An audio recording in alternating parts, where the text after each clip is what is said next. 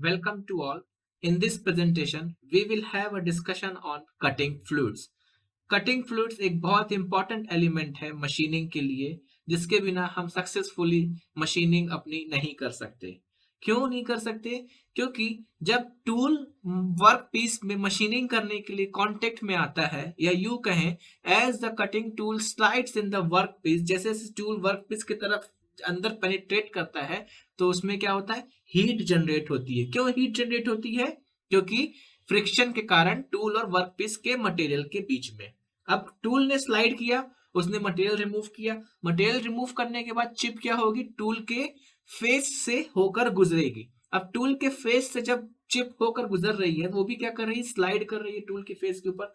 तो वहां पे भी स्लाइडिंग हुई, मींस फ्रिक्शन आया। फ्रिक्शन आया तो हीट जनरेट हुई, और इतनी ज्यादा हीट जनरेट होती है और इतना ज्यादा फ्रिक्शन के कारण आप क्या होगा, it will damage the micro structure of both cutting tool and work piece. अगर इतनी हीट जनरेट होगी तो वो टूल और वर्क पीस के माइक्रो स्ट्रक्चर्स को दोनों को ही खराब कर देगा, जो कि अपने को नहीं चाहिए, क्योंकि अपने को डायमेंशनल एक्यूरेसी भी तो चाहिए।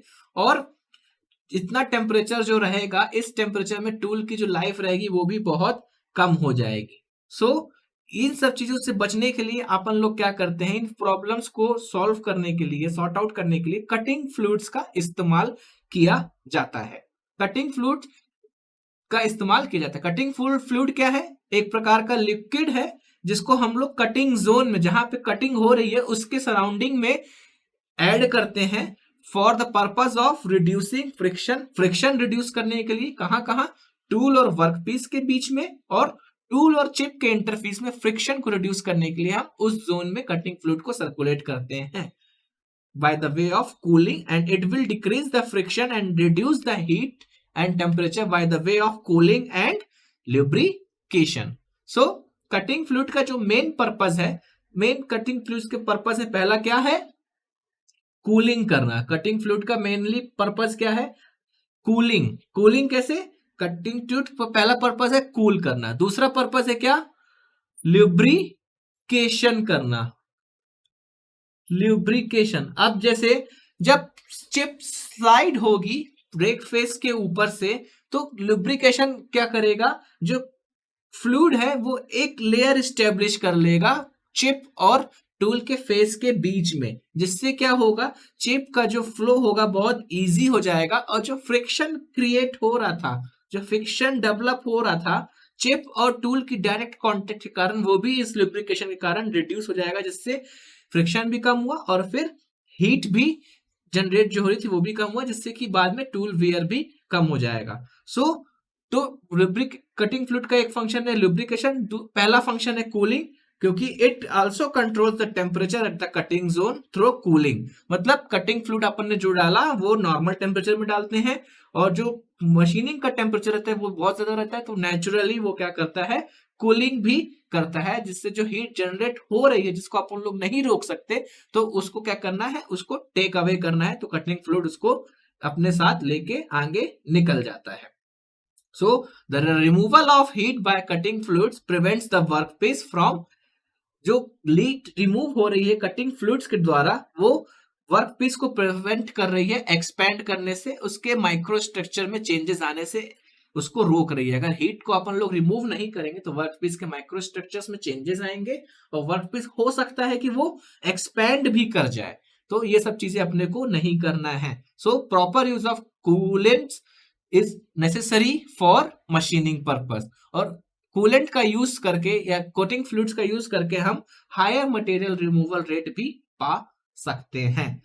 सो कटिंग फ्लूइड का क्या क्या पर्पस है, पहला है कूलिंग, दूसरा है लुब्रिकेशन, तीसरा है कटिंग फ्लूइड चिप को फ्लश अवे करता है। Cutting fluid also helps to flush away the chips, जो चिप्स बनी है उसको भी कटिंग जोन से बाहर निकाल देता है। अब जैसे कटिंग हो रही है, कटिंग फ्लूइड हमने उसके ऊपर अप्लाई किया, तो कटिंग फ्लूइड अब जैसे जैसे बाहर जा रहा है तो अपने साथ साथ वो कटिंग चिप्स को भी लेके बाहर चले जाता है। तो तीसरा फंक्शन इसका क्या है, flush away the chips from the cutting zone, cutting zone से चिप्स को लेके निकल जाना। फिर ये क्या करता है, फोर्सेस की जो रिक्वायरमेंट है, एनर्जी की जो रिक्वायरमेंट है वो कम कर देता है। फ्रिक्शन कम हुआ तो सरफेस फिनिश अच्छी मिल जाती है, टूल लाइफ बढ़ जाती है, टेम्परेचर कम हुआ तो टूल लाइफ अच्छी मिल जाती है।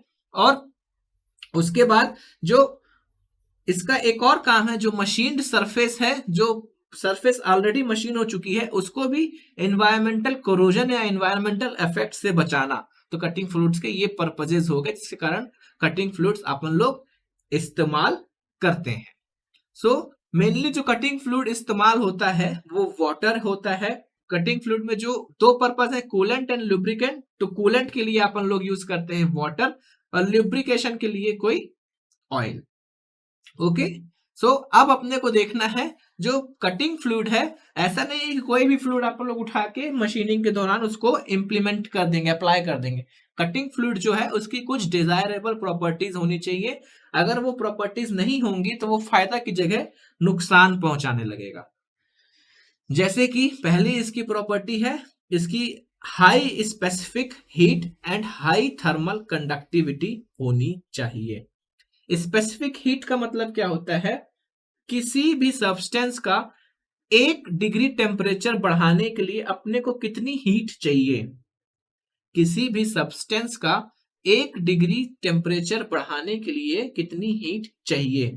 अगर स्पेसिफिक हीट ज्यादा है किसी सब्सटेंस की, तो इसका मतलब है कि उसमें टेम्परेचर इंक्रीज करने के लिए बहुत ज्यादा अपने को हीट देनी पड़ेगी। और अगर स्पेसिफिक हीट कम है किसी सब्सटेंस की, तो इसका मतलब उसमें टेम्परेचर इंक्रीज करने के लिए थोड़ी सी भी हीट देंगे तो उसका टेम्परेचर इंक्रीज हो जाएगा। अब आप खुद सोचिए, कटिंग फ्लूइड जो कि टेम्परेचर रिड्यूस करने के लिए, हीट को अवे कैरी अवे करने के लिए इस्तेमाल आ रहा है, तो उसकी स्पेसिफिक हीट ज्यादा होनी चाहिए कि कम होनी चाहिए। अगर कटिंग फ्लूइड की स्पेसिफिक हीट कम होगी तो वो बहुत जल्दी गर्म हो जाएगा। थोड़ी सी भी हीट लेगा कटिंग जोन से और वो गर्म हो जाएगा। अब गर्म हो जाएगा तो उसके बाद वो फर्दर कूलिंग एक्शन प्रोवाइड नहीं कर पाएगा। तो अगर कटिंग फ्लूइड की जो स्पेसिफिक हीट है वो कम हुई तो वो डिजायरेबल नहीं है। हमको हाई स्पेसिफिक हीट वाला क्या चाहिए, कटिंग फ्लूइड चाहिए, जो कि बहुत ज्यादा हीट लेने के बाद ही अपना टेम्परेचर जिसका राइज हो, जिससे वो अधिक से अधिक हीट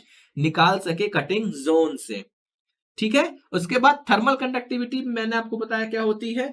थर्मल कंडक्टिविटी आप खुद सोच के देखिए कि कटिंग फ्लूइड की कैसी होनी चाहिए, ज्यादा ही होनी चाहिए, जिससे कि जो हीट है वो अच्छे से रिमूव कर सके। थर्मल कंडक्टिविटी नहीं ज्यादा होगी तो कटिंग फ्लूइड की हीट जो है वहीं पे सीमित रहेगी। कंडक्टिविटी है तो वो जल्दी से फैल जाएगी। So it should have high specific heat and thermal conductivity for the easier for the maximum heat, so that maximum heat will be absorbed and removed per unit of fluid volume circulated। अधिक से अधिक heat absorb कर सके।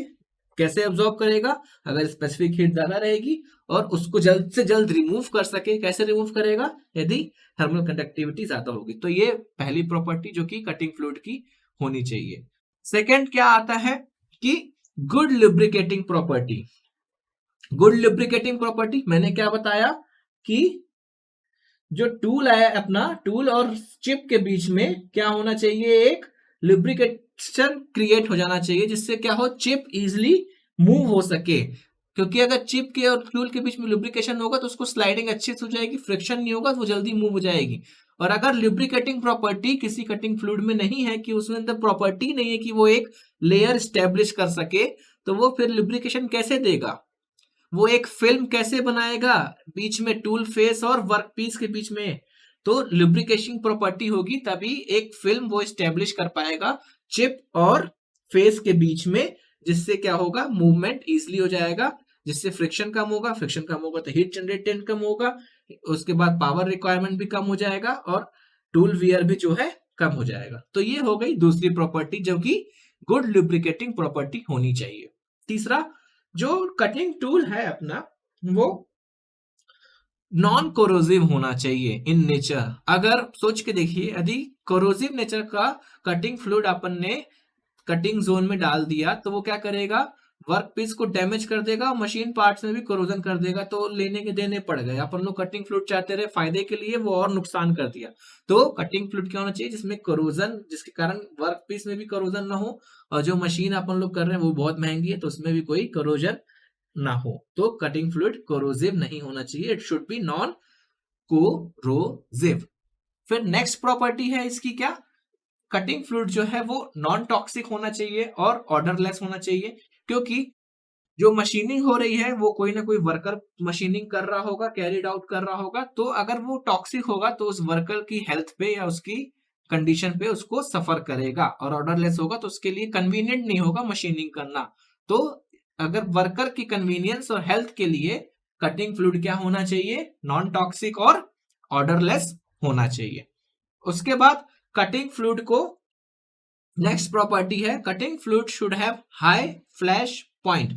Flash point क्या होता है, temperature, जिस temperature पे फ्लूइड जो हो इग्नाइट हो जाए या स्मोक करना शुरू कर दे, उस टेम्परेचर पे उसको क्या बोलते हैं, फ्लैश पॉइंट। अब फ्लैश पॉइंट किसी का मान लो 80 डिग्री है, तो वो 80 डिग्री में क्या करेगा, इग्नाइट हो जाएगा या स्मोक आने लगेगा। और किसी का फ्लैश पॉइंट 200 डिग्री है, तो वो 200 डिग्री तक काम करेगा, उसके बाद जाएगा। तो कटिंग फ्लूइड का फ्लैश पॉइंट क्या होना चाहिए, ज्यादा ही होना चाहिए, क्योंकि उसको हीट एक्सट्रैक्ट करनी है। पता चला वो थोड़ी सी हीट एक्सट्रैक्ट किया, उसका टेम्परेचर फ्लैश पॉइंट तक पहुंच गया, वो खुद ही जलने लगा, तो ऐसा तो नहीं चाहिए ना अपने को।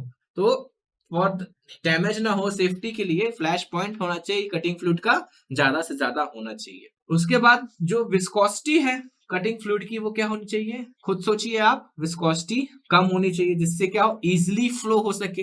अगर कटिंग फ्लूइड हमने हाई विस्कोसिटी का डाला तो वो फ्लो ही नहीं हो पाएगा, फ्लो ही नहीं हो पाएगा तो वो कूलिंग एक्शन ही नहीं कर पाएगा। तो विस्कोसिटी लो होनी चाहिए। और लो विस्कोसिटी में एक और फायदा है, जो डर्ट है और जो ग्रिट है वो सेटल हो जाते हैं सस्पेंशन के बाहर, जिससे कटिंग फ्लूइड को अपन लोग रिसर्कुलेशन करने के भी काम ला सकते हैं। अगर कटिंग फ्लूइड में डर्ट और ग्रिट जो है मिक्स हो गए, अलग से सस्पेंड नहीं हुए, तो उसको रिसर्कुलेट नहीं कर पाएंगे। तो अगर विस्कोसिटी लो होगी तो ये सस्पेंड हो जाएंगे, अलग से निकल जाएंगे, जिसको आप लोग रिसर्कुलेट भी कर सकते हैं। तो इसको एक क्या होना चाहिए, लो विस्कोसिटी का होना चाहिए।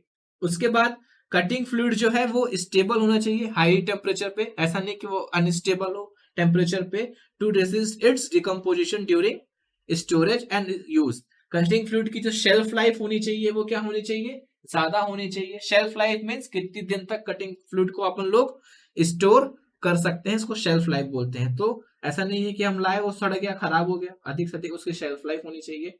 और एक लास्ट प्रॉपर्टी है जो कि कटिंग फ्लूइड की होनी चाहिए, वो है क्या, कटिंग फ्लूइड जो है ट्रांसपेरेंट होना चाहिए।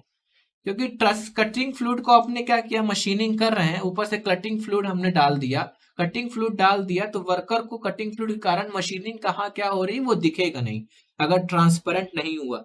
और ट्रांसपेरेंट होगा तो it will allow operator to see the work area more clearly. अगर ट्रांसपेरेंट होगा तो वर्कर जो रहेगा वो एरिया को, कटिंग जोन को बहुत अच्छे से देख पाएगा ड्यूरिंग द मशीनिंग ऑपरेशन। तो ये सारी प्रॉपर्टीज हैं जो कि एक कटिंग फ्लूइड में होनी चाहिए।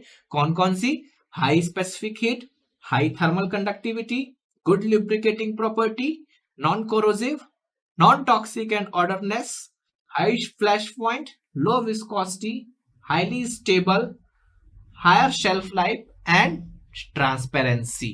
सो ये प्रॉपर्टीज होंगी तो it will be a better cutting fluid that will serve its function, all of its function successfully and satisfactory.